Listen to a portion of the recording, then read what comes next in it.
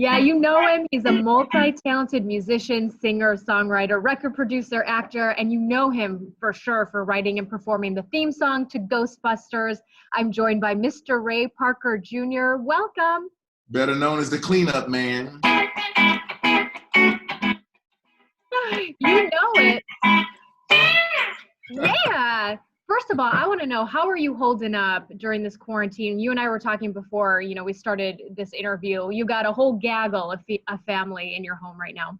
First of all, I know I'm very, very blessed. It could be worse if I lived in a one-bedroom apartment all by myself on the 15th floor and I couldn't get down except go past people.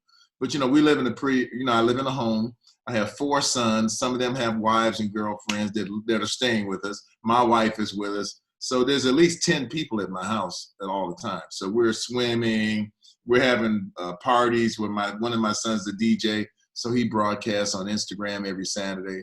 So we're making the best of it, but we are getting a little antsy to go outside. I have to ask you, is there one moment that stands out to you where you just got so annoyed with all the people in your home? No, we fight a little bit, but we've been agreeing on a bunch of stuff, and I'm the leader because I'm paying for everything, so they got to shut up. That's right. Who's cutting the checks? Daddy is. You'd have to ask them if there's somebody's annoyed, because they would be more annoyed than I would. You have such a cool story. Now, everybody knows you because you performed and you wrote the theme song to Ghostbusters, but you are so much more than that. You have a documentary called Who You Gonna Call, very fittingly, and you grew up from the streets of Detroit. You ended up on the Hollywood Walk of Fame, and you're kind of sharing your personal story in this documentary, right? Yeah, I think the story is going to shock a lot of people because a lot of my neighbors in my neighborhood, they think, oh, he's a lucky guy. He woke up one morning, wrote this song, went back to sleep, and that was it. But I have many, many years, ever since I was 6 years old, playing in bands, playing with different people, and touring with all the acts from Motown and Holland, Dozier and Holland, and all the different groups in Detroit. And as far as, L.A. too. I was on a session scene in L.A., so I played on a lot of records, wrote a bunch of songs for a lot of people. And I have a good 6 or 7 gold and platinum albums of my own before Ghostbusters on myself. Now is it right? You toured with Stevie Wonder and the Rolling Stones. You were what, just 18 years old? 18 years old, yeah. Stevie took me out of college, And that was an experience that we can't even talk about all of that on TV, but that was an experience.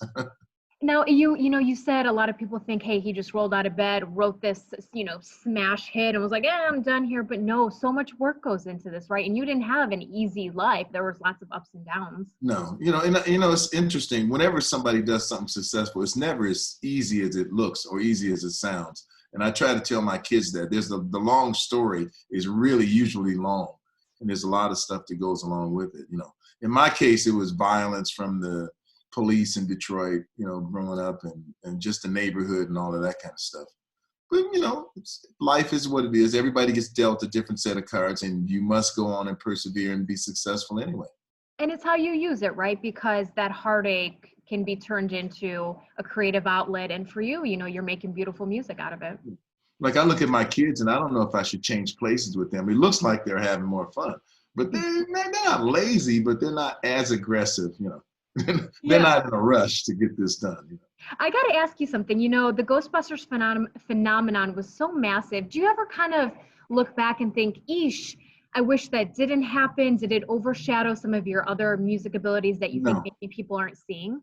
Well, it does overshadow some of my other music ability, but the answer to that would be no. It's like if you won the lotto ticket, no, that's all right. We don't want to work 50 years. Just give me the lotto ticket. I'll keep it, So I think it's the biggest blessing in the world. And even it's not just financially or success in the music business or anything like that. How about I was my kids' hero when they were growing up because they all like the song Ghostbusters. Everybody plays it in their classroom at school. So people at schools were always having me come by on Halloween and sing the song or just in the class with the kids. So to me, it's a wonderful blessing. My heart that's got to make your heart warm knowing that we're your kid's hero, right? Now, did COVID-19 impact this documentary at all? No, we were done with the documentary. The only thing it blew for me was the night we were showing it. We had a big premiere. Mm-hmm. They shut down everything the same night. And then if that wasn't enough, it rained like crazy. Rain came out the sky. And believe it or not, a third of the people still showed up. I was shocked. I mean, we had the, Cinerama Dome in Hollywood, and there was still a third of the people. I was just shocked that they came out in that much rain. I thought the rain was worse than the virus at that point. Now, little rain not going to hold them back. Now, I know we want people to watch this documentary, but speaking of shocking, is there anything in your life that you think people would just be shocked to know? Would be shocked to know that I could talk about. I don't know about that. Oh, that's a very good tease for people to Well, watch. I've been married to the same girl for 25 years, and we've been together 30 years now. Oh, wow. Okay, so what's your secret to staying together? Because that is a long time, and ain't nobody staying together that long these days. I just don't argue with her. I just say, yes, dear, and then I go do whatever it is I want to do. I just don't participate in the argument. Even when she tries to pick it with me, I just don't. Sometimes I hate to admit us ladies do like to pick fights, but you have to just, if you want to stay together, you got to bite your tongue, right? Yes, you bite your tongue, and you know that for the good of all, you just say, yes, dear, and just split, and every now and then it costs too much money, but you just pay the money. It's cheaper to pay it now than later. Just get it over with, and just. I love that. We're going to have you perform a little bit, but before we do, where can people go to get more information on you? How can we watch the documentary? I'm on everything. We can't watch the documentary yet because we're trying. Right. Yeah, we want to tie that to the Ghostbusters movie, and then I have a new record that's going to come out with the documentary and the movie. So there's perfect. A lot.